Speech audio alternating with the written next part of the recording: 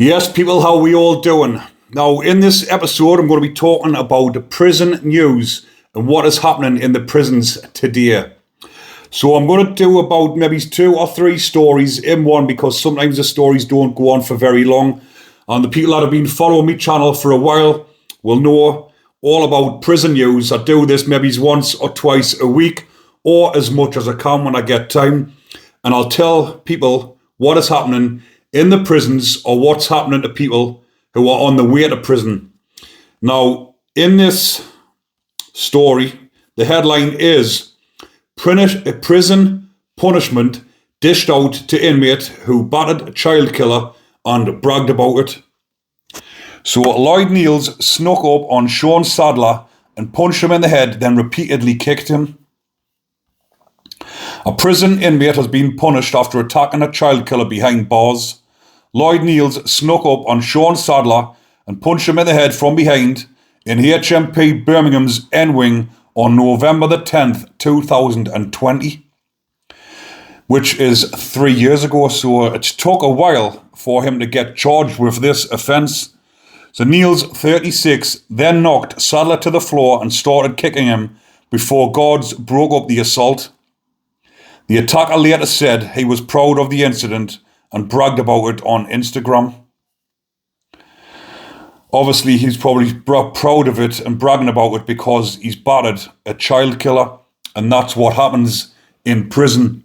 When these type of inmates are in prison for harming kids and different offences like that, then they get what is called prison punishment, and people take out their own prison justice and start inflicting violence on these type of inmates.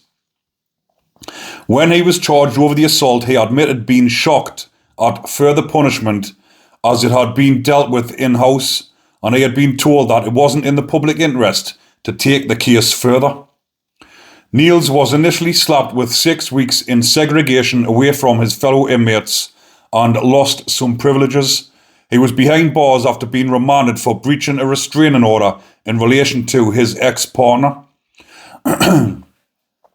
At Birmingham Crown Court, the attacker pled guilty to inflicting grievous bodily harm in connection with the attack on Sadler. He was cleared of causing grievous bodily harm with intent following a trial. He will be sentenced at a later date, so he must have just had this trial and been found guilty. He pled guilty to inflicting grievous bodily harm. He was cleared of grievous bodily harm with intent following a trial.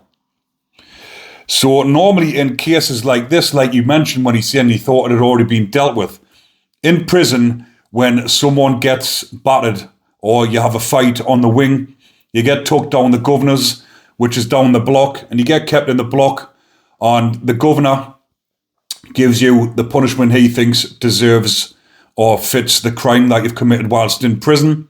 And in this case, he got 6 months down the block, and he thought that was the end of it. But 3 years later, he's now been charged, or he's now been found guilty, or he's just pled guilty, to grievous bodily harm, which will probably be around about an 18-month sentence. Off the top of my head, it'll be around about that 18-month to 2-year sentence he'll be getting for the attack on Sadler. So I'll now go on to tell you what Sadler was actually in for, or go into the details of it. So in 2021, Sadler was convicted of the wounding and murder of 21-month-old girl Lily Hanrahan. He was sentenced to life with a minimum of 20 years. He had killed the toddler in November 2017 while babysitting for her guardian, with whom he was in a relationship with at the time. So this is what type of people are in prison or on the VP wings. Now, anyone that's been into HMP Birmingham who's watching my channel will probably put it straight when it says he was on N Wing in HMP Birmingham. Now, I'm assuming this is the VP wing, but Niels was in there for breaching a restraining order against his ex-partner, so he might have been on the VP wing himself, because normally, obviously, child killers, people like this, are kept away from the general population.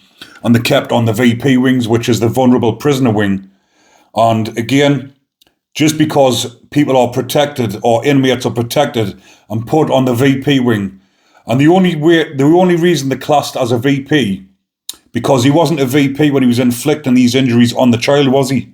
He's only become a VP when he becomes under attack himself from the other inmates because of what he's in for. And a vulnerable prisoner doesn't mean he's actually vulnerable, but it means he's vulnerable to attack from the other inmates.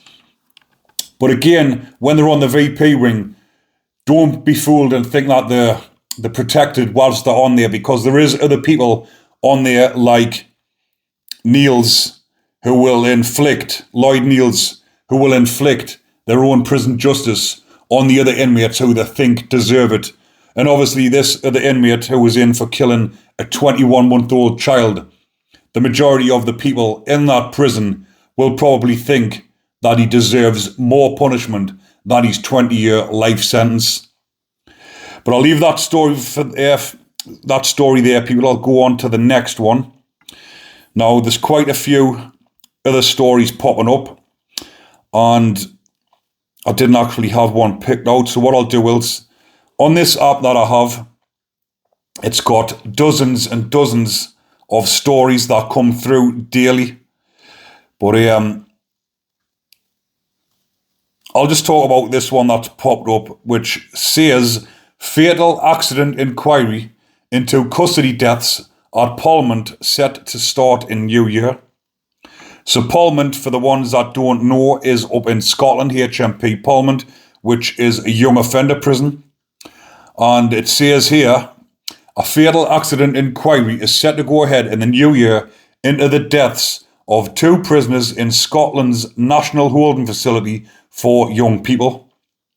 Katie Allen and William Lindsay both died by suicide while in custody at Parliament HMYOI in 2018.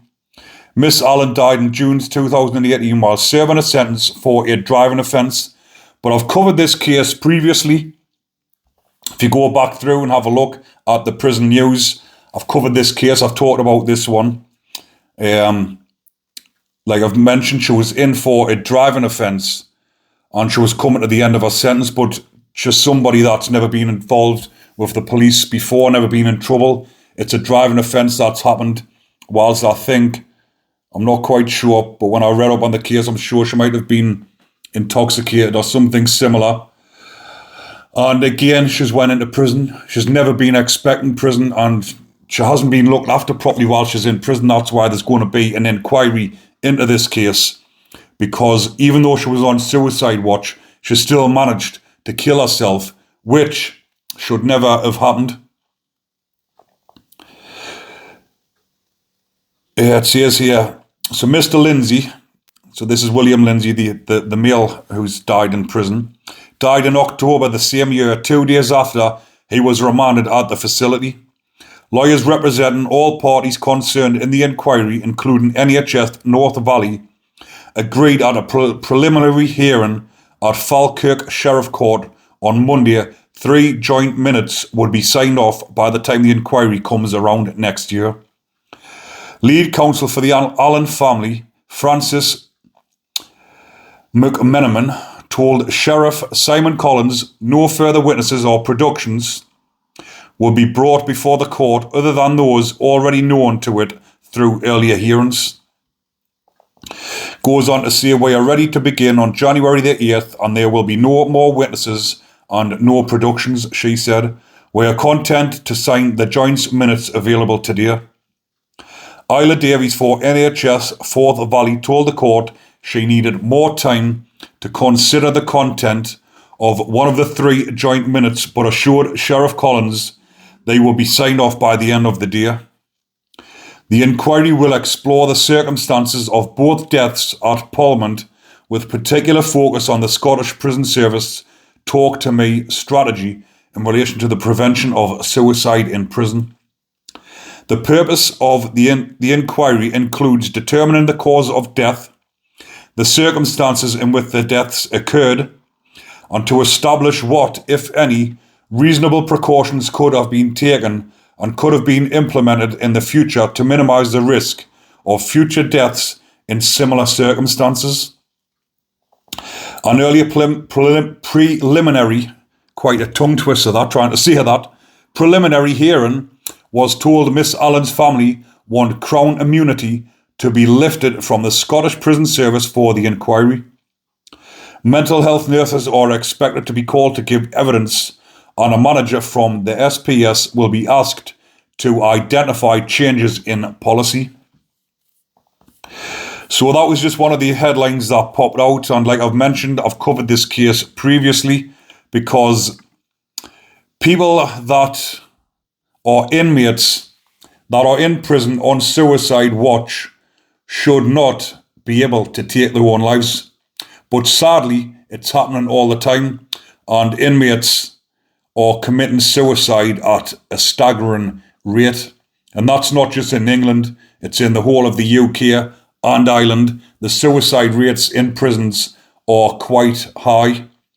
And a lot of that is to do with the overcrowding and the state of the prisons, because the prisons are so overcrowded and so understaffed.